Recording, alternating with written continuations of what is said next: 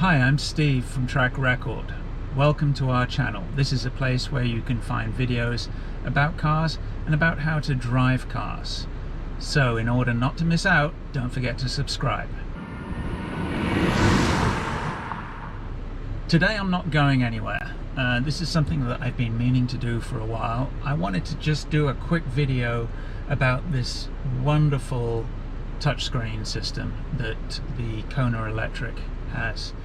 So this model is the ultimate trim, which means that it has the uprated 10.25 inch touchscreen. And one of the things that I really like about this is it's a combination of the touchscreen and physical buttons. So one of the things that turned me off about the Model 3 was the fact that everything ran through the central touchscreen.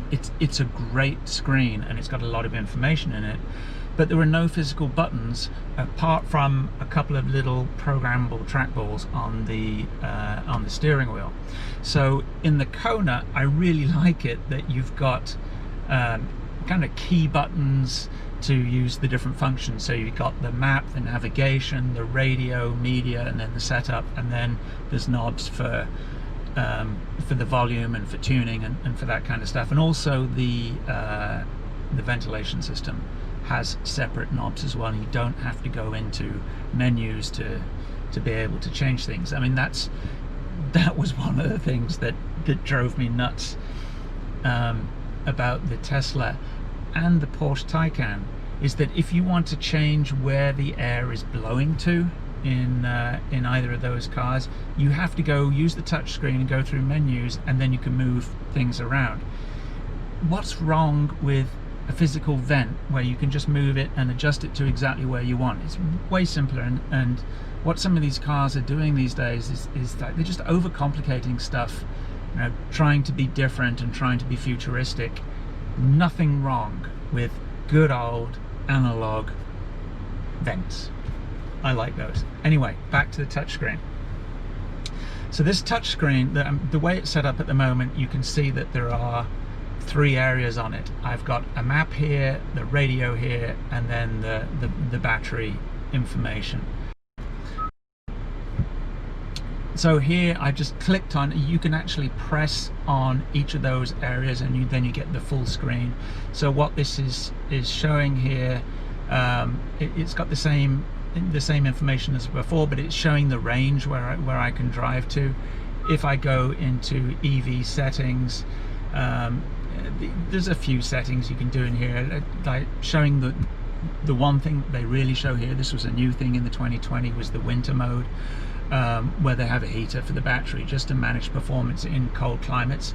Not a problem in Arizona at the moment because it is currently 114 degrees outside. If you press on this arrow on the side, it just takes off the split screen and gives you the full screen for whatever it is that you're looking at.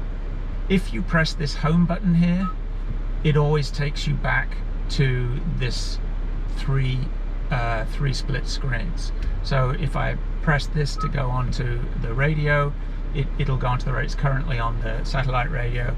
If I press the home thing, it comes back to the same spot, and we can actually change what's here by editing the home widgets. It shows you what's available at the moment. It's map, radio, electric vehicle. And here you can see the various things that you can have. You can have the weather if you want. So if I slide that across, replace the electric vehicle details with the weather, go into the home screen, and then it's showing me the weather over here. And that because we're currently on an HD radio station, it gives you a lot more information, and it'll give you a 5-day forecast. So if I press on that, it gives me the weather forecast for this evening. Let's actually just take that split screen out. So it's showing me current temperature, humidity, like everything you need to know. What about tonight? And then your 5-day forecast. So you can see here, it's going to be hot. Thursday is going to be 109 degrees. And oh, it looks like we're going to get rain on Tuesday. Do my happy dance on Tuesday. Right, so we've moved over there because my GoPro just died. So anyway, we have this screen which works really well because it's a nice wide screen, so you get the 3 separate areas on. What's worth looking at is, like, I can pick the radio by pressing that button at the bottom if I want, or I can press on the screen and it'll go to the same spot. And I just like the fact that we've got physical buttons, because when you're moving in a car, it's very difficult to use a touch screen, and particularly on this, as some of the areas to press are really small. Like this arrow over here is very small, and it's kind of difficult to get at. So if you're in the menu screen, you can actually do it here, which is actually easier than pressing that little button when you're driving. I'm not going to go into all the functions on the radio, but I did actually read the manual for this, and I found out a lot of information that stuff that I hadn't noticed on the screen. Like, for example, if you press the microphone, you see there, it's a little slow responding, but now it's listening to me. Channel 26. Channel 26. Which gives me classic vinyl. Nice. So we can do the voice commands either from the screen there, but there's a button over here on the steering wheel, which is, if you ask me, is a lot better. Channel 8. Sirius XM Channel 8. It works. Most of the time it's just easier just to press the buttons. You can have all your favorites down here. It's really easy to set the favorites. There's a star on the station you're on. You just press the star and it'll go into the next available preset. Or if you want, you can do like on a conventional radio with buttons. You press and hold and it puts it there. One of the nice things is the menu changes based on what's on the screen. So the menu in this case, because we're on the radio, the menu will give me all the presets information, the sound settings. If I wanted to change the balance or the fader, I can do that all there on the screen. And you can just move it around using your finger on the screen. So it's pretty neat. I like the fact that the menu will take into account what is actually on the screen. But let's go home again. Navigation. The navigation system is okay. What I do like is that the range calculation is based on what you have in the navigation system. So I've done a separate video on that and actually showed that the range changed if you were going on a highway or going uphill. The menu button, for whatever reason, instead of being across the top like it is on all the other ones, is now down at the bottom, but that gives you all your settings for your navigation. My home button takes me home again. This button here with the star on, you can program what comes up on that. We've currently got it on the electric vehicle functions, and see, I can bring up, look at the scheduled charging. For example, my charge, I've got it set to only charge between 8 and 2. That's when the cheap rate electricity is. So even if it's plugged in, it will only start charging at 8 o'clock. You can override it. You can override it from the app, from the screen, or there's a button on the front where you can override that. And if you want to change the schedule, you can do it in there. And you can say charge only during off-peak or prioritize off-peak charging. So that's all those functions are on here. I've tried changing that on the app, and that's one of my criticisms of the app. You get an error when you try to do that. I was talking about these before. The maximum percentage charge. Now this is interesting. The app has actually reset this, because I had DC charger set at 80%. So I'll do that. And okay, so now the maximum charge that the DC charger will do is 80%, because they really slow down the rate of charge after 80% to protect the battery. So you can set that in here, and when you're charging, it'll stop once it hits 80%. I'll leave AC at 100. charging and climate, you can set departure times, which if you're working and you leave home at the same time every day, these departure times are really good because you can set it to cool the car and be ready for when you want to leave. I don't have a fixed schedule, so having the scheduled charging based on a leave time of the same time every day just doesn't work for me, so I haven't really looked into those. We can use location-based charging, and the schedules will be based on where you are. If I say use, scheduled charging and climate will only be activated at the location that's been set. So what this means is in other locations it won't follow the schedule, so it'll start charging as soon as I plug it in. So that's really good. At home it will respect the off-peak charging rates, but if I go to a charging station somewhere, it'll start charging immediately. If you go into the menu, there's always a user's manual on the web that comes up with a QR code. You can scan that on your phone, and then you'll get the user manual so you can find whatever it is you're looking for. So that's kind of neat. You can look at your EV economy history. You can see how many miles per kilowatt hour you're getting. Now here's an interesting one. If you see this morning, it says we were getting 23.5 miles per kilowatt hour. If only I could do that every single time I went out. It's because it was straight downhill for 10 miles. So it was recuperating energy the whole time. But this is on the way back. Interestingly, it's a mile shorter on the way back than the way there. But look at the economy, 2.3 miles per kilowatt hour. But if you're looking at the history here, you can see we've been getting pretty good consumption: 4.7, 4.9, 5, 4.8, 4.5, 2.6, 10.2. So again, this is an out and back, downhill, uphill. So you see really how going up and down hills really changes the economy. There is a main setup menu where you can change whatever it is that you want to change. If you look at the vehicle, we have all the vehicle settings here, so you can change the settings, mostly the regeneration, but if you want a maximum speed limit, which I don't think we do, climate control and that kind of stuff. If we go back, we can look in here in our advanced setting. That there are a ton of settings on this car, and you'll spend a long time playing with them. This is where you can set that custom button, so you can have it to be any of these things that you want. The mode button on the steering wheel here, you can choose what is on it, so when you cycle through things, it'll only pick, for example, we've just got it on FM satellite radio and the Bluetooth audio at the moment, so it'll just cycle through those. The home screen, this is the same as the menu up the top, but you can,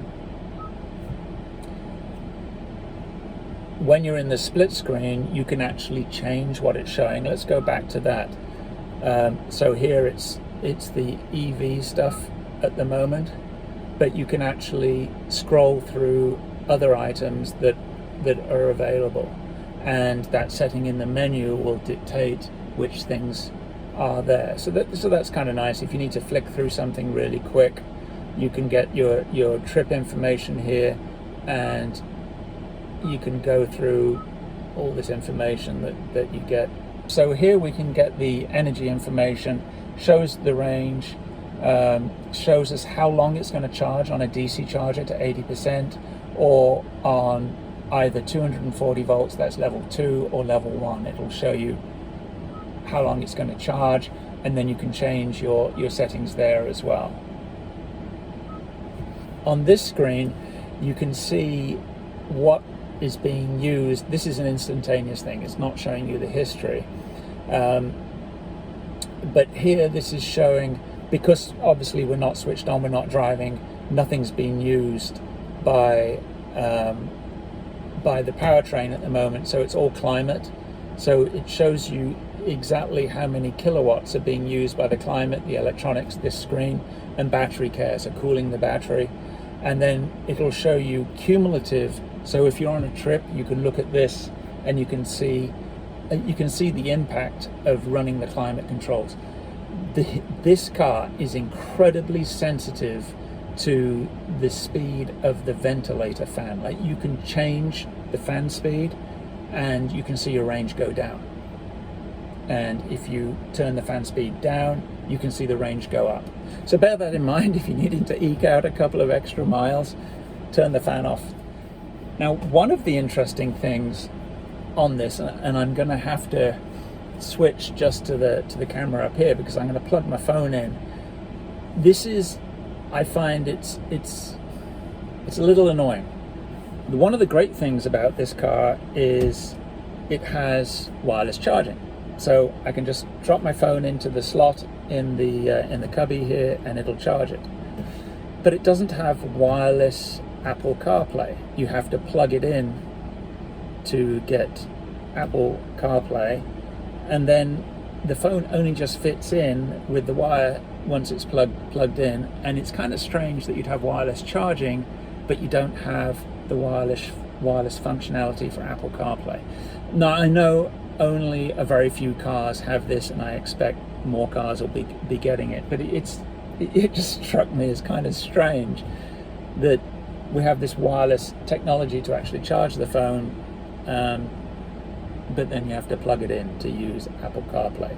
So when we go into Apple CarPlay, first of all, it disconnects Bluetooth, so everything's going through the cable. So we've still got the split screen here with the three items. So if I go into the radio, I'm still there. I've got all the radio function. If I now hit home, it doesn't take me back to that split screen because this is plugged into Apple CarPlay. And that just makes no sense to me. If I go to the radio, I want to have my navigation screen, my radio, and my battery information all together. So I hit home, and it takes me back to this menu, which is kind of like the home menu for the car. So why can't I have exactly the same functions if I'm still listening to the radio? If I go into Apple CarPlay, then I have all the various apps that will work. I find sometimes this is a little bit clunky, a little bit slow, but so, and you can just pull up the apps. Pressing the Hyundai button takes you back to this menu. So the Apple CarPlay is nice. If you prefer using Google Maps or Waze instead of the navigation system in the car, you can do it through here. It's got nice functionality, but then of course it won't tie in to the range calculation. So that's why we use the function in the car. But just this fact that I can't have my split screens kind of bugs me. And see here now I've got the music and I've got the this is Google Maps. So I can have a split screen Apple CarPlay style, but I haven't got the same functionality. Now, one of the things that this car has is sounds of nature. And it's a great sound system in this car, but quite why they've bothered putting something like this in here is beyond me.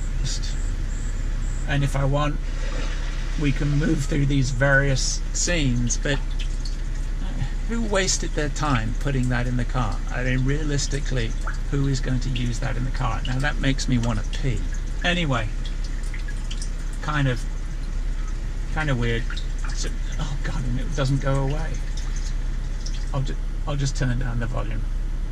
So, and if I want to go to the weather information from HD radio, I can get the local traffic. I can go back here. This is the same weather page that we saw before, and you can actually get the Doppler radar, which I've personally never seen that in a car before. So for me, this was kind of a a revelation. And as you can see, absolutely no weather expected here at all. This information here, this is from the phone. I wish that could be a little bit bigger. My aging eyes have difficulty seeing this kind of stuff, but there is a lot of information here in the car. My biggest gripe is this menu button doesn't work in the same way depending on whether or not your phone is plugged in or not. So I unplug my phone, I've come back into radio, I press that, I get my 3-screen back again. But that is, to my mind, a minor gripe on an otherwise excellent system. It's a really nice screen, very easy to use, pretty intuitive. I really didn't need to look at anything in the manual to get 90% of the information I wanted. And when I looked in the manual, there were actually a lot of interesting tips in there. So well done, Hyundai. I really like that. When I made the video about the touchscreen, I could not for the life of me remember how to get from the split screen to the menu screen. And this morning, I remembered. So when you're in this split screen with the 3 sections here, if you just swipe the whole thing over to the left, you get the menu screen. It's easy. It would be nice to have a button for this, but when you actually remember, it's a pretty good way of getting all the information you need. And there you go. One thing I forgot to mention the other day is if you press the climate button, the screen gets this very nice display. Let's show it on the full screen of your climate functions. But it is just that. It's a display. Nothing happens when you press anything. Why do you have a touch screen with nothing? See, even if the good lady wife presses it, nothing happens. And you can see all the fingerprints on it as well. Anyway, oops. Now what have I done? I broke it. Doesn't work. So thanks for getting this far. If you enjoyed it, don't forget to give us a thumbs up and leave us your comments below. And don't forget to subscribe for more great videos. See you next time. Cheers.